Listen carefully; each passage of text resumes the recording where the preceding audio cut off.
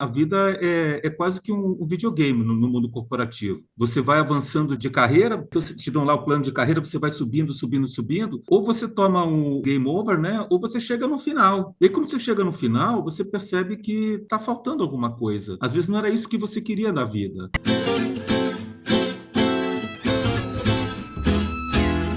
Olá, pessoal. Começa aqui mais um Filó, podcast da conexão, da sua conexão com a gente, da nossa conexão com os nossos convidados, que sempre puxam a cadeira, se acomodam, sentam e passam a fazer parte integrante, né? Já tem cadeira reservada no nosso Filó. Habib, tudo bem? Como é que estão as coisas? Eu tô curiosíssimo com essa nossa história de hoje, hein? Tudo bem contigo? Fala, Bibi. Olha, comigo tá tudo certo e o convidado de hoje tem muita história boa para contar. Eu já conheço ele aí faz algum tempo, por conta, né, da minha paixão pelos livros e a obra dele, a que eu mais, na verdade, a que eu li e gostei bastante é a Como Nasce uma Startup. As outras ainda estão na minha lista aqui, estou até devendo. E o convidado de hoje é o Jorge Azevedo. E, Habib, é interessante porque o Jorge, ele é assim, ele já investiu em uma porrada de startup e ele também é executivo numa consultoria e tem muita história para contar, Habib. Eu já estou quase querendo dar letra para poder falar, mas vou deixar um pouco aí a curiosidade. Com certeza. O Jorge, que é empreendedor, consultor, escritor. Jorge, seja bem-vindo. A cadeira já está aí e é cativa, viu?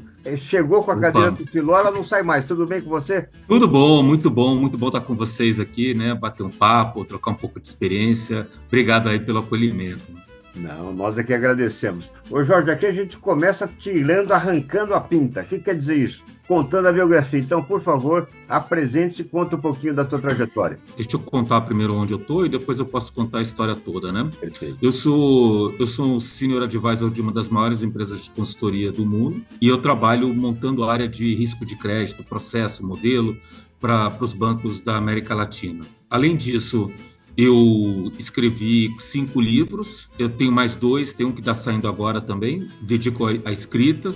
Sou investidor anjo, investi em mais de 600 startups. Eu sou também conselheiro de algumas empresas, de tanto empresa quanto venture builder, e mentor também de algumas startups, sou mentor do Founder Institute, né? Então, assim, de uma forma breve, essas são as principais atividades aqui, né? Pô, Jorge, tá faltando algo aí, cara. Tem um podcast também, Carreiras e Ah, Negócios. e eu tenho um podcast Carreiras e Negócios, tá sensacional aí. O Gabriel já participou, Pô, estamos tá aí demais, na amigo. 20ª edição, e é muito legal, porque o meu momento aqui, né, começando de trás para frente, eu acredito que a gente vai viver muito, né? Vai, assim, então eu pergunto se alguém comentar para você que você vai viver 50, 100 anos a mais do que seus avós, se é uma boa ou uma má notícia. Quando eu percebi isso, eu falei, cara, eu vou ter que fazer muita coisa, porque o que eu acumulei de patrimônio, eu não sei quantos anos dura, né? Então tem que.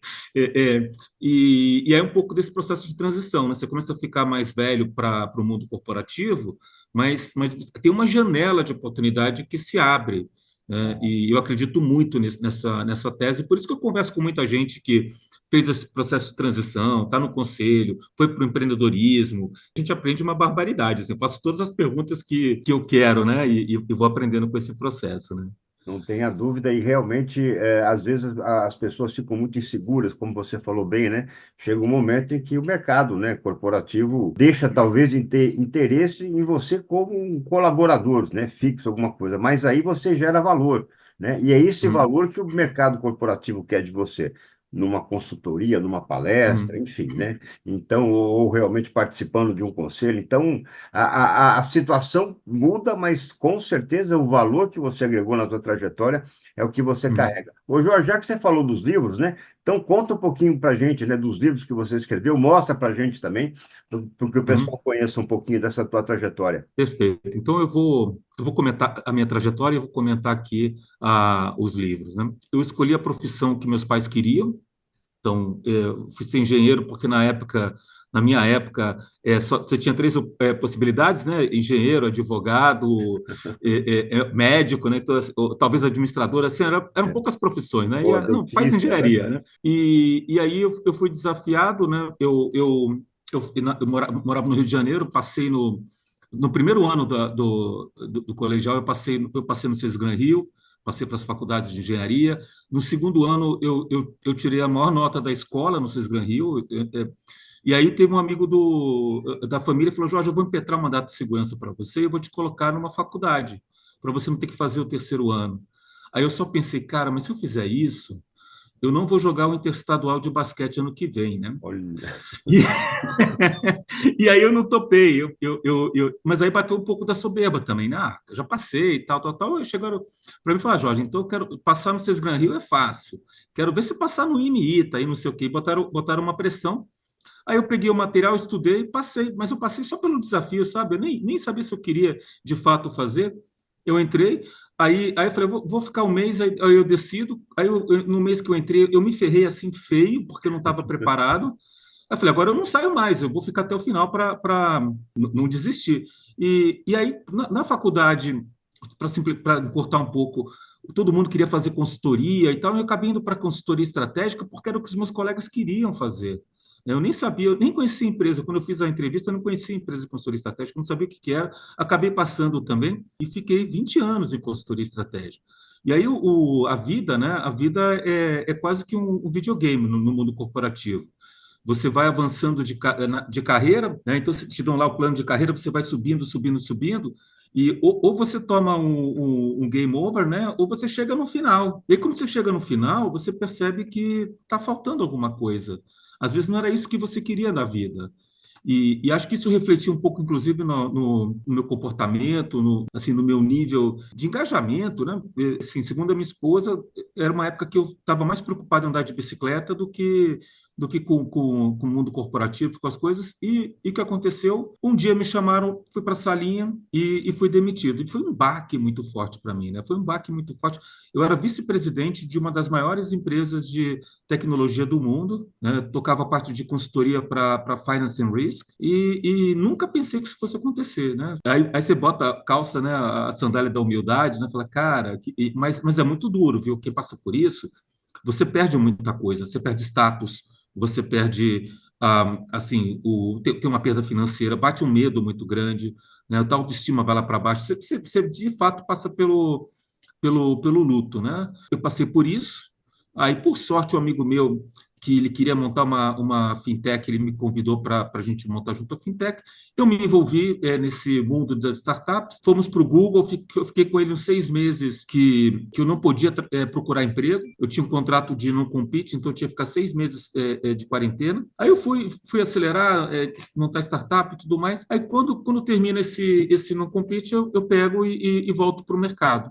Mas eu volto para o mercado totalmente transformado, assim, né? Totalmente transformado, com uma visão totalmente diferente, com uma ambição diferente do que eu tinha antes. Mas uma coisa me tocou, e eu vou chegar nos livros, né? Uma coisa me tocou. Eu me senti muito excluído quando eu fui demitido. E muita gente que eu tinha contato, eu percebi que tinha contato era pela posição que eu tinha, e não pela pessoa que eu era. E eu falei: poxa, quando as pessoas estiverem passando pela mesma situação, eu vou sempre arrumar um espaço para conversar. E eu comecei a fazer isso. Marcava para tomar, porque eu estava numa empresa de consultoria assim, de muito renome, marcava para tomar um café, conversava e tal. E foi dando muito certo esse negócio.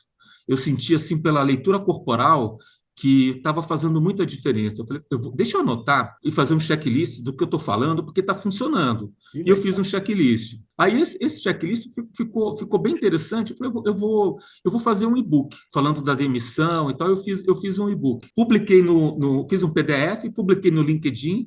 Na hora que eu coloquei no LinkedIn, eu falei: cara, acho que eu fiz uma cagada aqui. Pode falar palavrão, né? Pô, acho que eu fiz uma besteira aqui. Eu vou tirar esse negócio, porque isso aqui vai sujar assim, minha carreira, o currículo, né? Aí eu fui lá tirar o PDF, já tinha gente comentando. E meio que viralizou, porque estava de graça e tal. O pessoal: poxa, que legal, e não sei o quê. Aí eu fiquei com vergonha de tirar o PDF.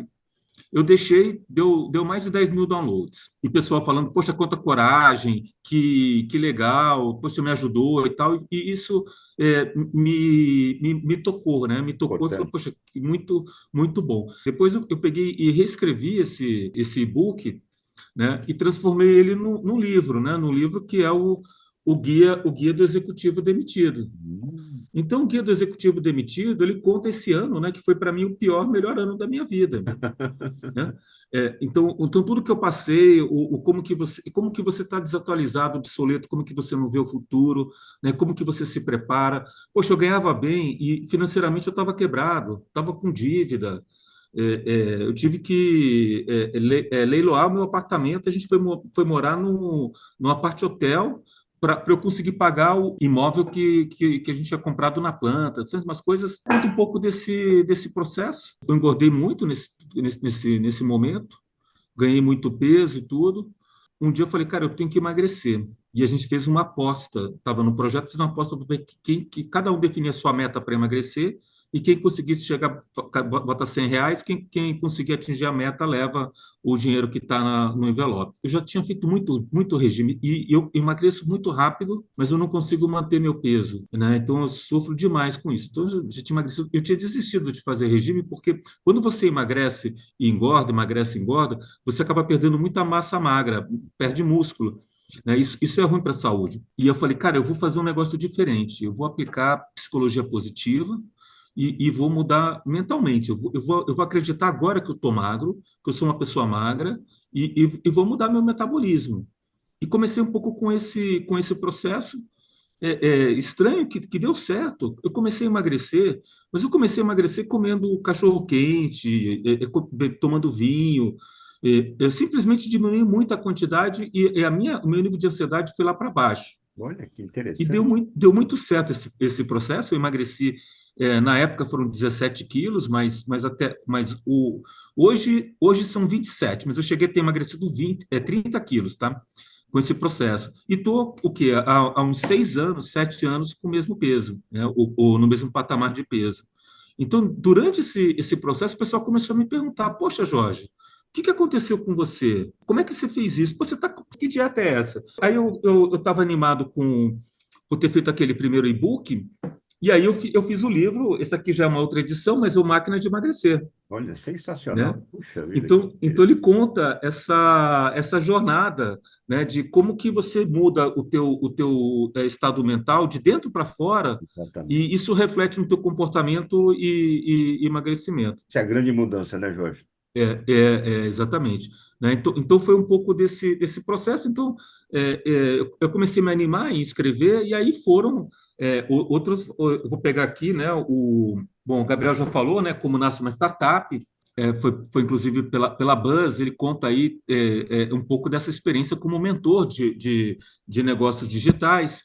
E como investidor, a pessoa bate na porta, faz o pitch, quer buscar o investimento. Como é que você faz para avaliar, e quais são os erros que os fundadores das startups têm, né? Então, todo esse conhecimento condensado. E aí, tem mais, eu pegar aqui o Inabalável. Esse Inabalável, eu fui o editor do livro, são 13 histórias de superação. Se eu comentar aqui a minha história, a gente vai ficar o podcast inteiro falando, né? Que Por eu favor. fiquei eu fiquei 3 dias em alto mar, 2 noites no alto mar perdido, né? E aí sobrevivi. Então, eu conto um pouco dessa história de sobrevivência, né? De superação. São várias histórias de superação e um pouco da lição, né? Dado tudo isso que aconteceu, né? O que você aprende, o que você leva para a vida, né? O que muda?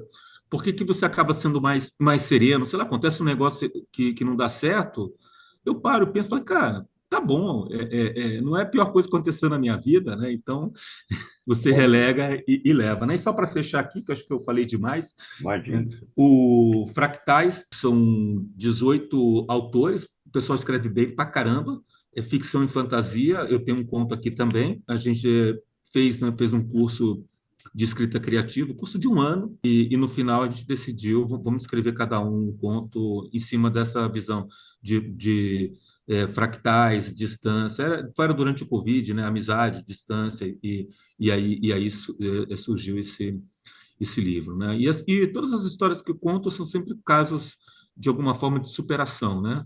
Superação profissional, superação física, né? Inovação em negócios, né? Então é muito dessa pegada, né? Muito bom. Estamos assim de pergunta, hein, Habib? Eu só pensando aqui, imagina ficar em alto mar, Habib. Eu não sei como que ia ser esse negócio, não é sobreviver, não, eu acho, viu?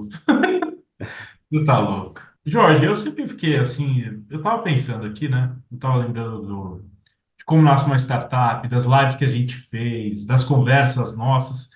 Como que alguém chega e agora investe em mais de 600 startups? Como que é isso? Porque, para mim, eu já penso que deve ser dolorido investir em uma. Como que você foi assim? Como que você acabou investindo em tanto? Como que você foi encontrando as startups em qual investir? Eu imagino que tenha começado quando você teve a sua, mas não sei. Uhum, Como que é uhum. isso, cara? Perfeito. Aqui, vamos lá, são alguns modelos para você investir em startup.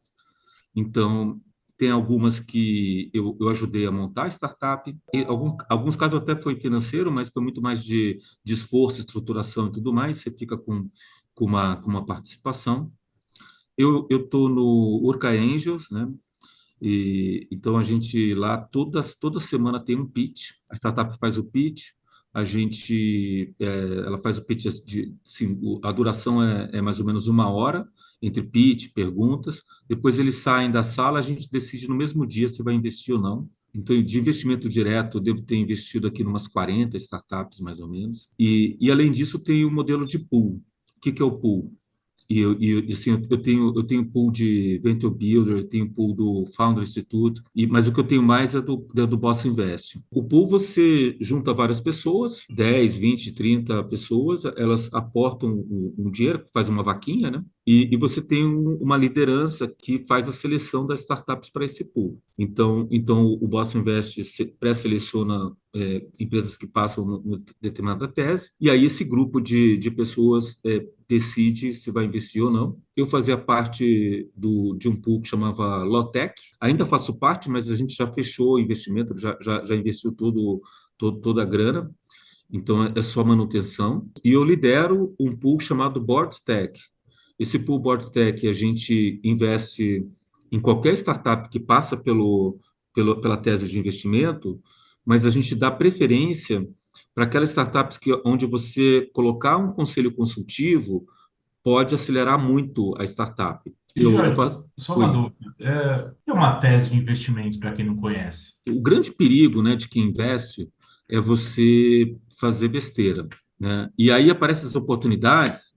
Ah, puxa, isso aqui é legal, isso aqui vai dar dinheiro, tá? Então, o que é a tese de investimento? Você com calma, com serenidade, senta na sua casa e decide o que você quer, aonde você quer investir. Eu vou pegar aqui a tese de investimento do Urca Angels, que é mais, acho que é mais prática. O Urca Angels só investe em startup que já está tracionando, estão vendendo, faturando. Ela tem que ter tecnologia própria, tem que ser dona da tecnologia. Os founders que estão full-time dedicados ao negócio têm que deter pelo menos 85% da startup. Se você não passa por esses 3 critérios, ela não é nem analisada. Depois a gente analisa, tem umas análises bastante interessantes e tudo mais, mas ela tem que cumprir isso. Então, quando bate alguma outra startup que está com algum problema em algum desses requisitos, a gente nem leva, na verdade, para a discussão. E isso permite você falar, poxa, isso aqui eu não invisto, isso aqui eu não quero, e você é mais seletivo e evita o que fala de FOMO, né? FOMO é o Fear of Missing Off. Então, qualquer coisa que aparece, você fala, poxa, isso aqui eu vou perder a oportunidade. Então, você fala, não, mas está fora da minha tese de investimento, é para não investir mesmo, né? E aí, só fechando, então, quando você investe nos pools, num pool você tem aí 10 a 15 startups, né? Então, você meio que também delega para outras pessoas que estão tocando cada um dos pools específicos esse trabalho de pré-seleção. E aí, Jorge, como é que você apoia, ajuda startups? Quando tem uma demanda muito específica, dentro da minha especialidade, eu vou lá e me reúno com a startup, com o founder e ajudo pontualmente. Mas, lógico que eu nem sei de cor todas as 600 startups que eu investi, né? Perfeito, excelente. Sensacional. E, Jorge, você citou também uma palavra que é importante, que eu acho que decisiva também, né? Na hora de apresentar uma startup, que é o pitch, né? E me fez lembrar o Ricardo Bellino, autor Uhum, também da Sopa de Pedra, tal, que lá atrás, né, tinha uma conversa com Donald Trump e ele de cá para trazer um projeto para cá de uma agência de modelos, ele falou, olha, não acredito, não gosto, né, de investir no teu país e me convença do contrário. Você tem 3 minutos. Em três uhum. minutos, o homem já estava desmontado, né? Então, em 3 minutos, ele conseguiu fazer o pitch dele, convenceu o Donald Trump e trouxe, né, uma das grandes agências mundiais de modelos para o Brasil. Então, explica para quem não conhece o que que é o pitch, né? E qual é o fundamento, né? Qual é a estratégia fundamental a ser utilizada no pitch? Então, o pitch é a história que você vai contar, né, para todo mundo. Então, pode ser para um potencial investidor, é para a tua equipe que está trabalhando com você, é para o teu cliente, é para o seu fornecedor. Então, você vai explicar o que que a tua startup faz, o que que é seu negócio, e deixar isso claro. Aí, imagina só, você tá nesse mundo, né, de oportunidades e tal, você precisa contato de alguém, você falou o caso do Trump, mas você pega alguém no elevador. Aí eu falo, que você tá, como é que você está na startup? O que você está fazendo? Se o cara não responde assim, duas, três sentenças a mensagem principal, o elevador vai abrir, o interlocutor ali vai sair, você vai ficar parado, né? Então, assim, o pitch, o que que significa? Você passar as principais mensagens, né, de forma clara, né, e direta para essas pessoas. Uma coisa importante, que o pessoal pensa que pitch é para conseguir investimento. Não é para conseguir investimento. O pitch, um pitch de 3 minutos, é um pitch para você conseguir mais 10 minutos com a pessoa, para você depois conseguir uma demonstração da solução que você tem, para depois você sentar na mesa com os advogados. Esse que é o objetivo do pitch. O que que tem? Assim, aí vamos falar um pouco de startup. O que que é um bom pitch de startup? Você tem que ter aqui 4 coisas, né? Então, você tem que primeiro, numa frase, numa sentença, falar o que a startup faz. Sabe? A pessoa tem que entender o que é. O segundo ponto que você tem que deixar claro, por que que você é único? Lembra que eu falei da tese de investimento do Urca, que tem que ter tecnologia própria? A tecnologia é minha, ninguém tem essa tecnologia para fazer. Eu tenho isso, eu tenho aquilo, eu tenho esse tamanho. Então, porque se não é único, você não tem barreira para alguém entrar e tomar esse espaço, né? E aí o terceiro é o mercado, né? Que mercado que a gente está falando, qual é o tamanho, qual é o público, né? Então, dá uma noção um pouco do mercado, dependendo do mercado e do problema, é tão óbvio que você nem precisa falar, né? Então, assim, quando você fala problema que você resolve, por que que você é qualificado para resolver esse problema, e qual é o tamanho da grana esses três são fundamentais. E aí eu disse 4, né? O quarto, que esse eu tenho que esquecer, todo pitch tem um call to action. Então, quando você terminar o pitch, por que que você fez o pitch? O que que você quer com o pitch? Você tem que fechar dizendo o que que você quer, o que você está procurando, né? Então, assim, esse é o resumo. E aí você pode ter pitch mais longo, mais curto, não tem que estar preocupado com pitch. Por exemplo, tem pitch que é um pitch de 5 minutos. O cara começou a fazer o pitch, daqui a pouco a pessoa pede para. Deixa eu ver a ferramenta. Você pode mostrar a ferramenta? E aí tem todo o script que ele tinha preparado e já entraram para ver a ferramenta funcionando, etc. e tal. Você não tem que ficar preocupado. Você quer agora que fique o tempo todo só vendo a ferramenta, porque já passou para a próxima fase, né? Eu não disse, eu quero ganhar mais 10 minutos, depois eu quero mostrar a solução, eu quero. Então você tem que só pensar como que você está evoluindo nesse processo, né? Então, esse é um pouco do conceito do pitch, no como nasce uma startup. Depois eu comecei a entrevistar os investidores, por que que você investe, né? E o que não dá certo quando o pitch que não dá certo, né? E assim, basicamente, o investir é você acreditar, né, no problema que você resolve, na capacidade do investidor e no mercado, né? Então, é um pouco daqueles 3 pontos que eu falei no início, especificamente. Agora, o interessante são os pitches que não dão certo. Então, o pitch que não dá certo, por exemplo, é quando o founder não conhece o que está falando, não passa segurança, quando não tem claro como você vai chegar naquele objetivo, qual é o seu modelo. Quando os números, você não consegue explicar os números, você faz a pergunta, a pessoa gagueja. É um pouco desse perfil, né? Eu achei interessantíssimo, sabe? Eu assisti a série que conta a biografia do Silvio Santos. E tem uma parte que ele vai acertar, eu acho que é com a Record, a venda, né, de uma, eu não sei se era uma emissora, o que que era, mas ele está na mesa de negociação. O cara que vai preparar a outra parte para a reunião fala, ó, o Silvio vai fazer isso, e quando ele for apertar sua mão, você olha no olho dele, ou alguma coisa do tipo. Mas mostra isso, não tinha nada a ver com a parte da negociação, mas era simplesmente uma linguagem não verbal ali. Eu Uhum. queria saber, Jorge, se quando você vai escolher as startups que você vai investir, além do pitch, além de passou por tudo isso, tem alguma coisa que você vai lá e fala, putz, vai do feeling ali, não sei, uma maneira melhor de colocar isso? Assim, você pode fazer leitura corporal e tem gente que se calca mais. Mas aqui o mais importante é, de fato, a equipe, né? Principalmente o founder.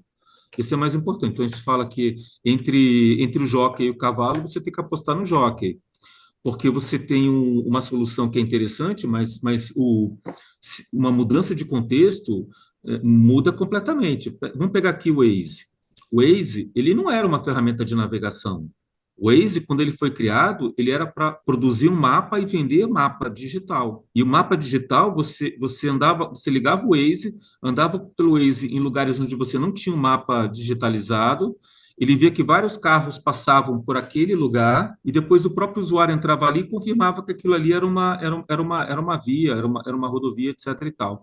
E aí, com isso, eles começaram a mapear, assim, fazendo o mundo inteiro. O que aconteceu? Mudança de contexto.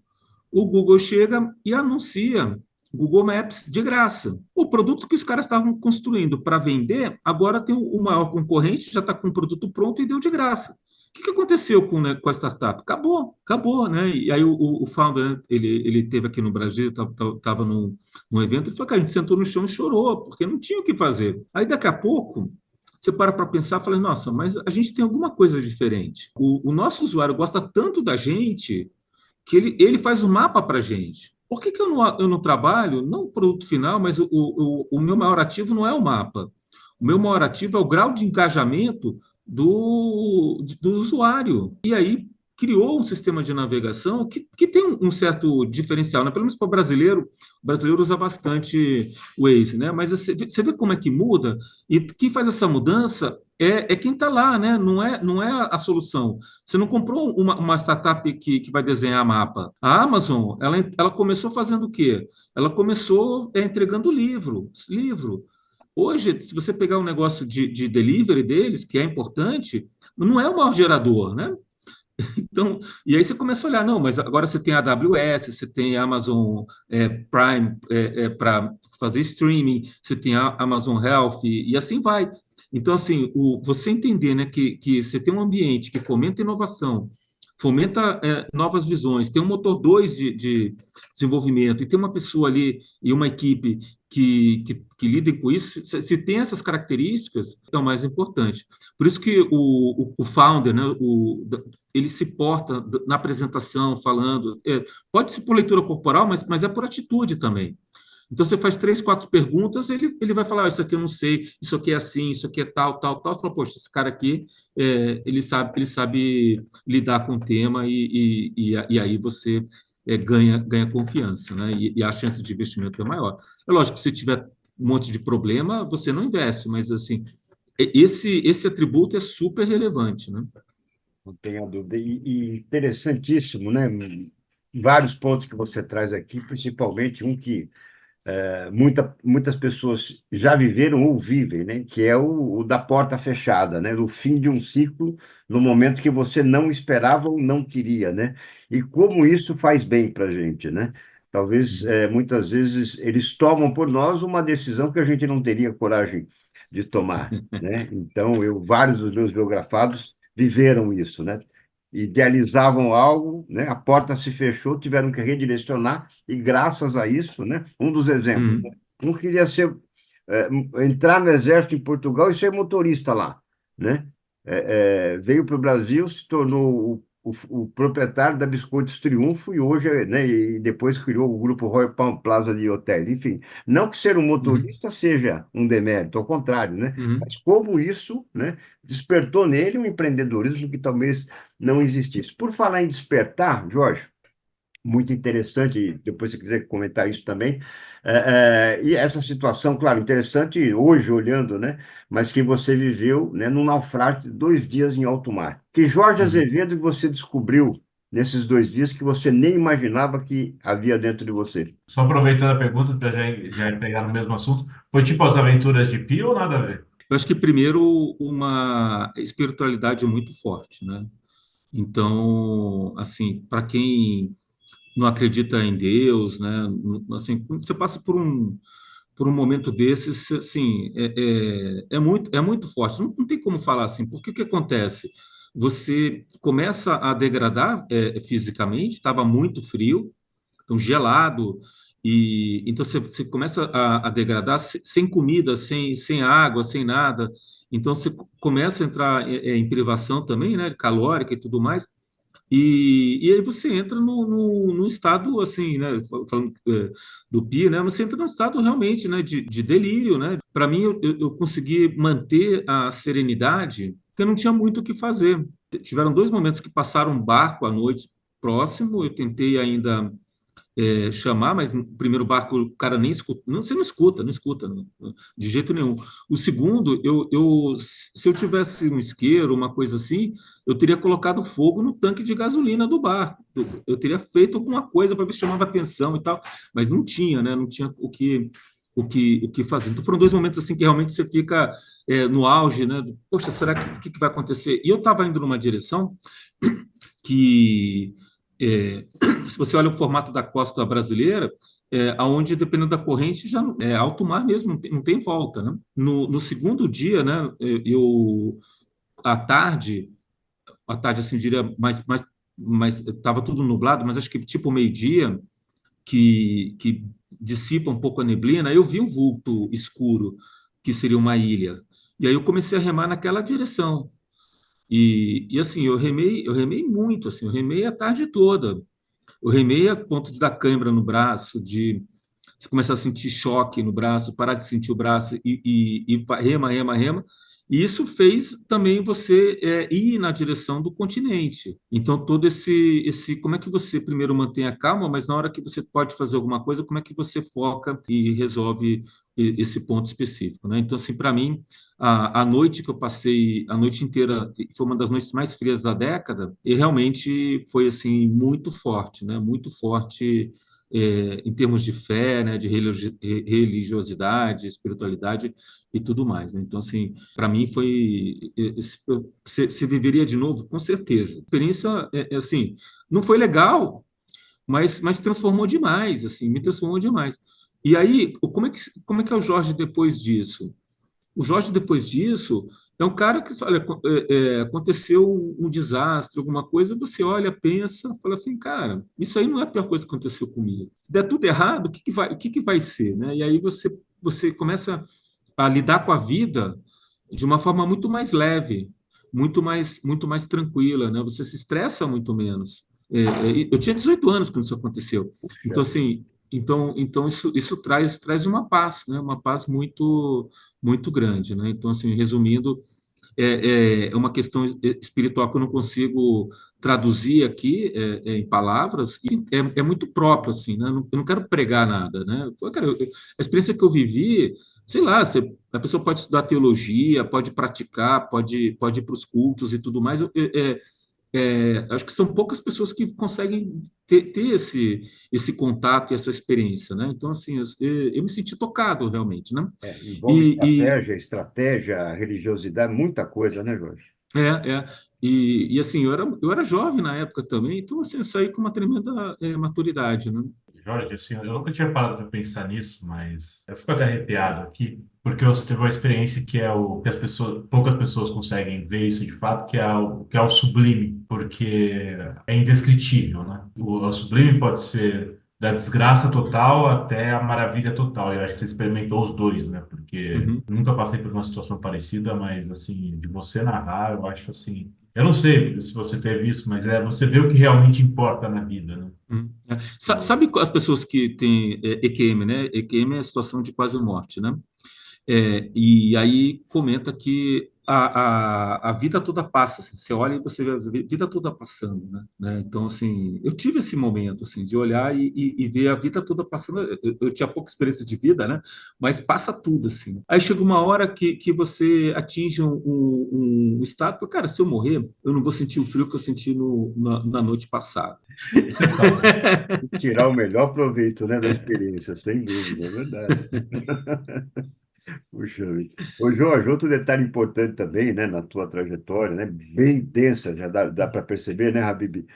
É justamente as experiências que você viveu Vai. fora do país. Então, conta um pouquinho, né? Você se tornou um poliglota em função disso, né? Conta um Uhum. pouquinho dos países que você conheceu, viveu, e já emendando nisso, né? Qual o maior legado, o maior aprendizado que você trouxe, né, lá de fora? E O que é que sobra do Brasil que falta lá fora?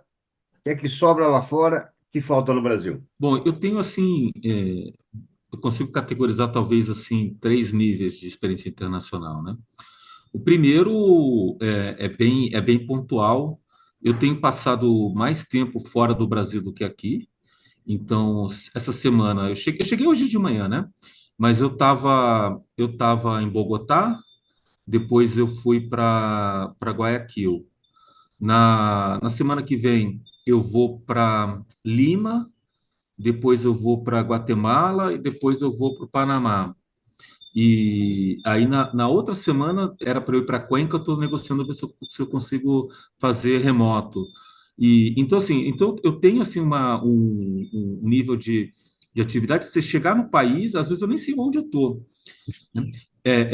E aí, como é que você se vira? Como é que você vai? Você já percebeu se está perigoso ou não está? O Equador está bem perigoso atualmente, né?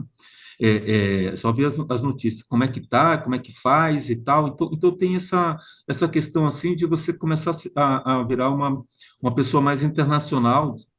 E então, quantas vezes eu vou, passo o dia e volto, né? Então, sei lá, vou para Nova York, chego de manhã, passo 2 dias e volto, né? Então eu dormi uma noite em Nova York e 2 noites no avião. Então tem um pouco dessa experiência, né? Então, uma experiência muito pontual, intensa, mas você tem toda a bagagem do mundo de negócios. Eu tenho experiência de ter morado, fazendo projeto em alguns países. Então, eu morei na China, fiquei quase 2 meses. Então, assim, são tempos é, é, que você fica com mais profundidade, conhece mais a cultura e tudo mais. E eu trabalhei na Alemanha, eu trabalhei 2 anos na Alemanha, né? E talvez aí você realmente se muda, né? Se muda e quando eu fui para a Alemanha eu não voltei para o Brasil, fiquei 2 anos sem voltar para o Brasil. E aí talvez respondendo a sua pergunta, né? Nesse nível que você está quando você viaja e emigra para o país, acho que a primeira coisa, a minha avó era alemã, então eu sempre achei que tivesse um pouco, né, de raiz alemã e tal.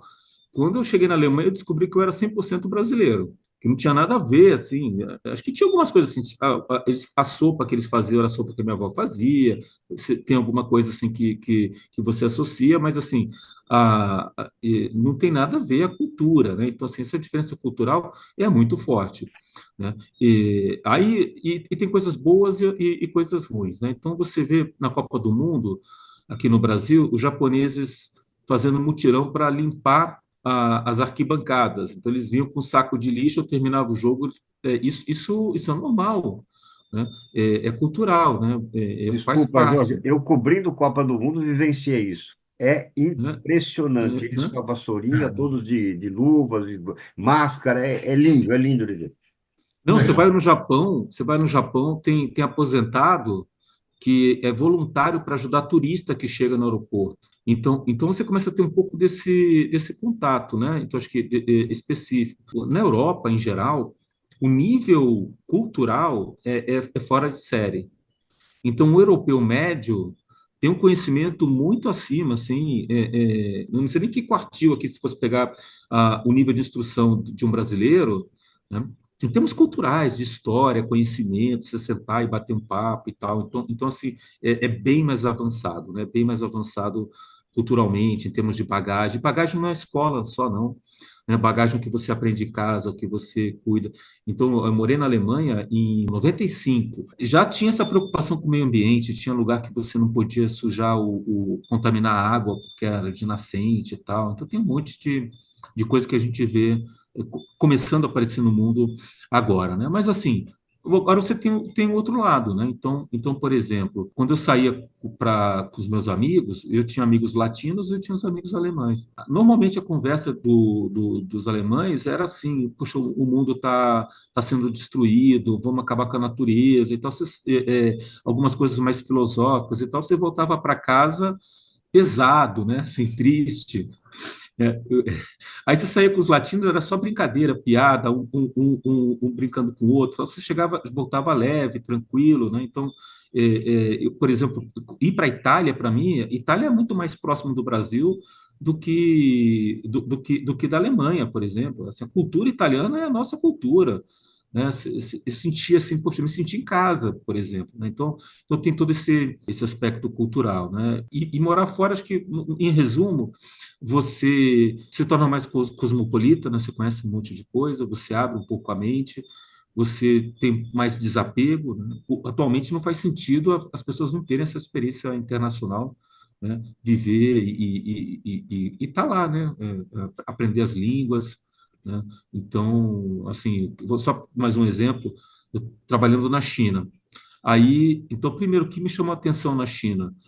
Como eles toleravam a censura e opressão do governo. E o cara falou para mim, não, isso é normal, tem tantos chineses que se não tiver um pouco de mão pesada aqui, Puxa, você perde o controle da população e tal, tem que ter isso, etc. E tal. Isso um cara que consultor estratégico, né? O cara que foi fazer MBA no exterior e voltou e tal, falando isso para mim, né? Aí, por outro lado, você vai andando pelas cidades e vai vendo assim os monumentos e tal. Aí tinha um palácio, ele vira para mim e fala, Jorge, esse aqui é novo. É de quando? Ah, é de 1500. Eu falei, pô, 1500 descobriram o Brasil, né? Então você vai tendo uma perspectiva bem interessante, né? Vai ampliando bastante essa perspectiva, eu acho que é bem rico, né? Jorge, sensacional, cara. Se desse, eu ficava aqui conversando horas com você, eu sempre gosto de conversar com você, é um papo com muito bacana e é certeza. sempre coisa diferente, né? Porque cada vez que a gente se encontra, né? Eu acho muito bacana, eu aprendo muito com você.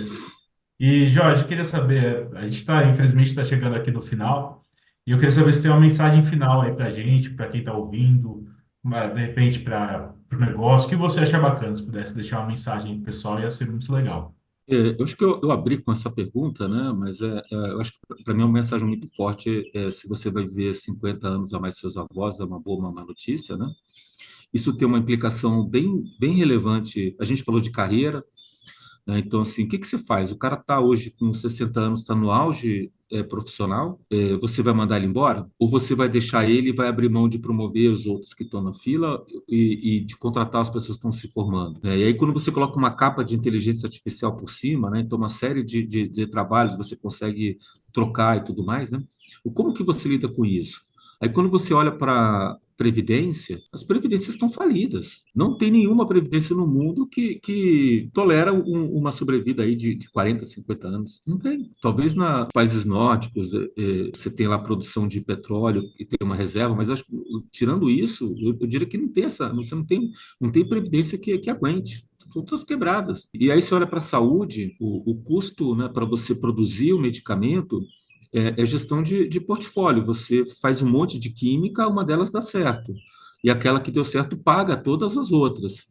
Só que a velocidade, né, do desenvolvimento médico está tão rápida que o que está saindo fica obsoleto antes de pagar todo o esforço de P&D. E aí, quando você pensa em longevidade, por que vai ter longevidade? Aí você pegar o transhumanismo, é exatamente nanotecnologia, toda a questão de sequenciamento de DNA e tudo mais.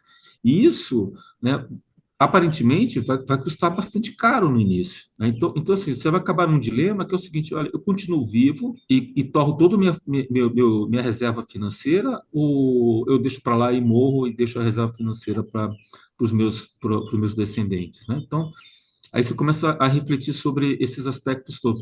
E parece que é ficção, né? Parece que é ficção. Mas se você pegar assim, a tábua de mortalidade, expectativa de vida na década de 40 era de 40 anos. Hoje está beirando 76, 77 anos. Dá 5,5 meses por ano. Então, cada ano que passa, você tem um aumento de meio ano, vamos dizer assim, né? E está num formato exponencial. Então, chega uma hora que pode bater um ponto de inflexão aonde você meio que estaciona essa. As pessoas não vão morrer? Vão, mas não pelos motivos atuais, né? E o que acontece com a sociedade? O que isso muda, né? Então, para mim, assim, a grande reflexão, né, o que faz eu continuar trabalhando, correndo atrás, investindo nas startups e tudo mais, né? Essa percepção de transformação, né, e a crença que se você enxerga isso na vanguarda, você surfa uma onda na frente, né, do resto das pessoas, né? Por isso que investir em novas tecnologias, health tech e tudo mais, para mim faz muito, muito sentido, né? Esse é um ponto fortíssimo dos grandes empreendedores, né? Antever situações, né? Sem dúvida alguma, né? E isso é importante. Ô Jorge, Agora a pergunta mais difícil do programa todo é para você responder. Um dos meus biografados foi o Oscar Schmidt, de um esporte que já deu para ver que você ama, né? Ama. Uhum. No mano a mano, 21, você e o Ivan na quadra, quem tem levado a melhor até hoje? Olha, a gente, o Ivan, Teu filho, né? ele é meu filho, ele fissurou a tíbia, né? Então ele ficou Uhum. aí umas 3 semanas sem jogar. Agora o fisioterapeuta liberou para assim, uma atividade mais leve. No final de semana passado a gente foi jogar, aí foi 60-30. Agora eu não vou nem, eu vou falar, não vou nem falar para que foi 60. Eu ia perguntar isso agora, mas deixa pra lá. Só 60-30, né? Só 60-30. Meu Deus. Joga muito, então, joga muito. Pô, sensacional. Muito bom, Jorge. Olha, que alegria tê-lo aqui, né? E como a gente falou, né, Habib, aqui quem traz a cadeira não leva. Deixa a cadeira aqui, porque É sempre isso que aí. quiser voltar, ela já está Uhum. pronta ali para entrar no bate-papo. Então, obrigado, Jorge. O Filó é o podcast da Conexão, é seu, é do Habib, é meu, é nosso, é de todo mundo. Então, sinta-se em casa sempre aqui. Obrigado, Jorge. É isso aí, Jorge. Muito obrigado, viu?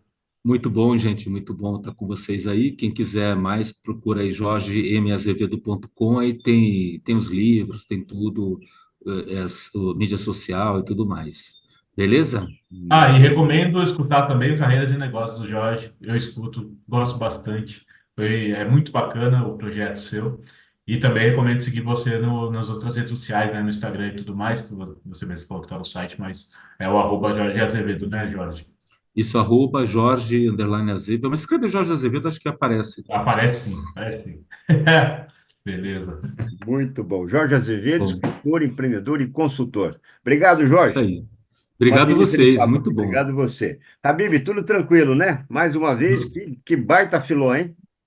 Foi um filó muito bom, meu amigo. Adorei. Adorei mesmo. Muito bom. Pessoal, obrigado por estar com a gente aqui. Você sabe, né? Filó é nosso. Até o próximo podcast Filó. Ele que é o podcast da Conexão. Tchau, pessoal. Tchau, tchau.